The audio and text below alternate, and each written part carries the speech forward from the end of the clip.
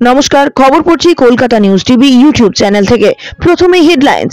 বামফ্রন্ট সরকারের আমলে টাকা দিয়ে চাকরি হয়েছিল, অভিজিৎকে সরাসরি জানিয়ে দিলেন অভিষেক। এক ছবিতেই তোলপাড় রাজ্য। মমতা বন্দ্যোপাধ্যায়ের অন্তত 3টি মেগা রোড শো হবে কলকাতায়।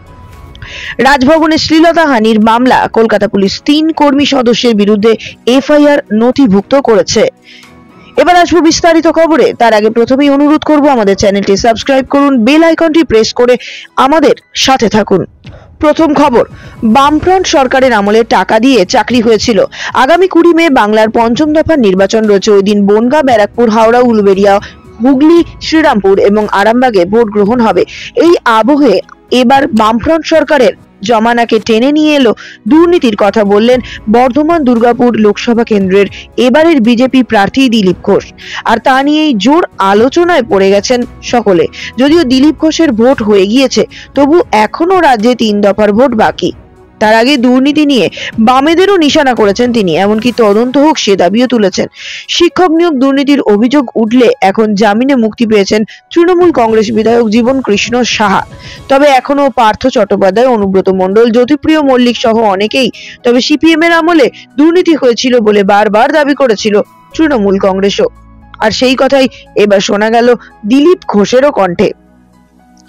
রাজ্যে শিক্ষক নিয়োগ দুর্নীতি এখন বাংলার বড় ইস্যু। তা নিয়ে ভোটের প্রচার করতে নেমেছে বিজেপি। সেখানে উন্নয়ন ও মানুষের অধিকার নিয়ে প্রচারে ঝাঁপিয়েছে তৃণমূল কংগ্রেস। এবার এই মামলায় সিবিআই তদন্ত শুরু করেছে। বাম আমলের দুর্নীতি হয়েছে বলে তথ্য পেয়ে মুর্শিদাবাদের ডিআই বাম আমলে নিযুক্ত শিক্ষকদের কাগজপত্র চেয়ে পাঠিয়েছেন। এই নিয়ে সাংবাদিকদের প্রশ্নের উত্তরে দিলীপ ঘোষ বলেন, সিপিএম আমলে দুর্নীতি হয়নি এটা কেউ বলতে পারবে না, এটার তদন্ত হওয়া উচিত। দিলীপ ঘোষের এই কথায় জোর চর্চা শুরু হয়েছে রাজ্য রাজনীতিতে, কারণ এই একই দাবি করেছিলেন বাংলার মুখ্যমন্ত্রী মমতা বন্দ্যোপাধ্যায়। সেটাতেই যেন শিলমোহর দিয়ে দিলেন দিলীপ বাবু। শিক্ষক নিয়োগ দুর্নীতির অভিযোগ উঠলে এখন জামিনে মুক্তি পেয়েছেন তৃণমূল কংগ্রেস বিধায়ক জীবন কৃষ্ণ সাহা। তবে এখনো পার্থ চট্টোপাধ্যায়, অনুব্রত মণ্ডল, জ্যোতিপ্রিয় মল্লিক সহ অনেকেই রয়েছেন। তবে সিপিএম এর আমলে দুর্নীতি হয়েছিল যে তা বারবার দাবি করেছিল তৃণমূল কংগ্রেস। আর সেই কথাই এবার শোনা গেল দিলীপ ঘোষেরও কণ্ঠে। তার বক্তব্য, তখন স্কুলের ম্যানেজিং কমিটি পয়সা নিয়ে চাকরি দিত, দুর্নীতি কি করেনি? তখন স্কুলের পরিচালন কমিটি 3 লাখ 4 লাখ টাকা করে নিয়ে চাকরি পেয়েছে। স্কুল ডেভেলপমেন্ট ফান্ড বলে 3-4 লাখ টাকা নিয়ে যেত। বহু লোক এভাবে চাকরি পেয়েছে, তদন্ত তো হওয়া উচিত। পরবর্তী গুরুত্বপূর্ণ খবর হলো, অভিজিৎকে সরাসরি জানিয়ে দিলেন অভিষেক। এক ছবিতেই তোলপাড় রাজ্য। কিছুদিন আগেই মুখ্যমন্ত্রী মমতা বন্দ্যোপাধ্যায়ের বিরুদ্ধে আক্রমণ শোনাতে গিয়ে বেফাঁস মন্তব্য করে বসেছিলেন তমলুকের বিজেপি প্রার্থী তথা প্রাক্তন বিচারপতি অভিজিৎ গঙ্গোপাধ্যায়, যার পর থেকে কার্যত তোলপাড় চলছে বঙ্গ রাজনীতিতে। ঘটনার সূত্রপাত হয় গত 15ই মে হলদিয়ার জনসভা থেকে।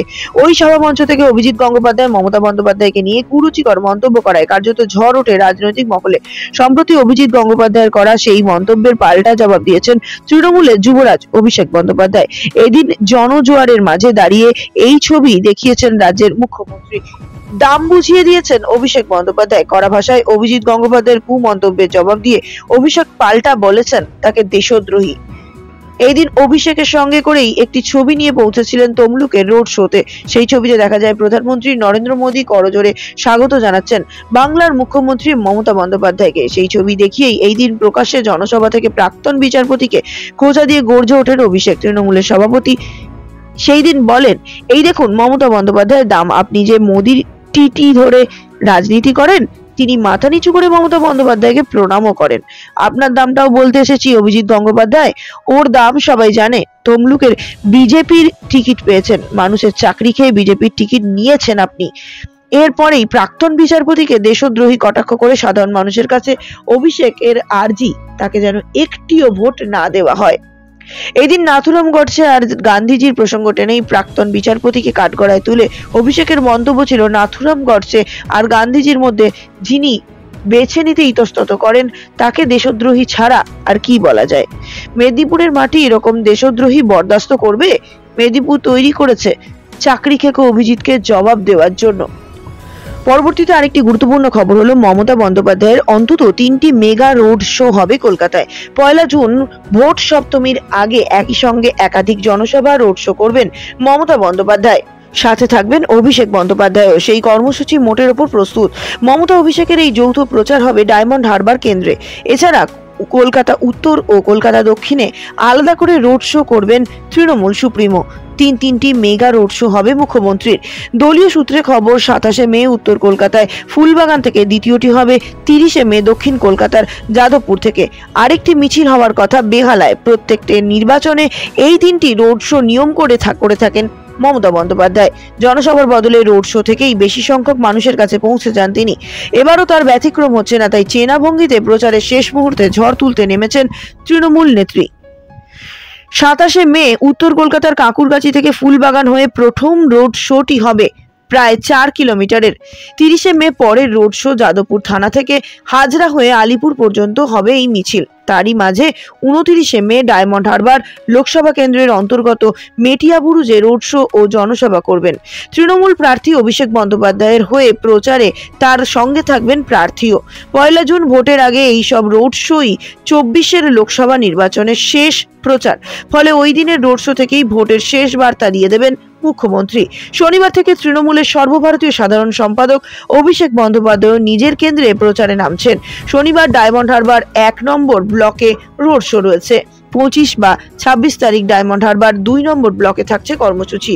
এরপর 28শে মে বিষ্ণুপুরে জনসভা এবং 29 তারিখে দলনেত্রীর সঙ্গে মেটিয়াবুরুজের রোড শোয়ে পা মেলাবেন তিনি। এর পরবর্তী বিশেষ খবরটি হলো, রাজভবনের শ্লীলতাহানির মামলা। কলকাতা পুলিশ 3 কর্মী সদস্যের বিরুদ্ধে এফআইআর নথিভুক্ত করেছে। গভর্নর সিভি আনন্দ বোসের বিরুদ্ধে শ্লীলতাহানির অভিযোগকারী এক মহিলাকে ভুলভাবে আটকানোর অভিযোগে কলকাতায় রাজভবনের 3 আধিকারিকদের বিরুদ্ধে একটি পুলিশ অভিযোগ নথিভুক্ত করা হয়েছে।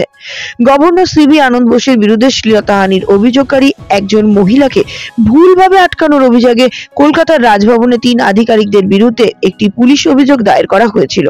একজন পুলিশ অফিসারের অভিযোগ, মহিলাটি শ্লীলতাহানির মামলার বিষয়ে ম্যাজিস্ট্রেটের কাছে তার বিবৃতি দেওয়ার পরে হেয়ার স্ট্রিটের থানায় এফআইআর দায়ের করা হয়েছিল।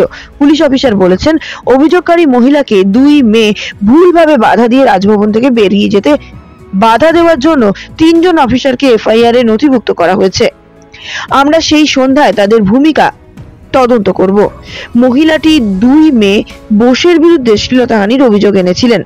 কলকাতা পুলিশকে বিষয়টি তদন্ত শুরু করার জন্য অনুরোধ করেছিল। মহিলা কর্মীর দ্বারা শ্লীলতাহানির অভিযোগের পর বোস 9 মে হামলার অভিযোগের তারিখে প্রায় 100 জন সাধারণ মানুষকে প্রাঙ্গণে সিসিটিভি ফুটেজ দেখিয়েছিলেন।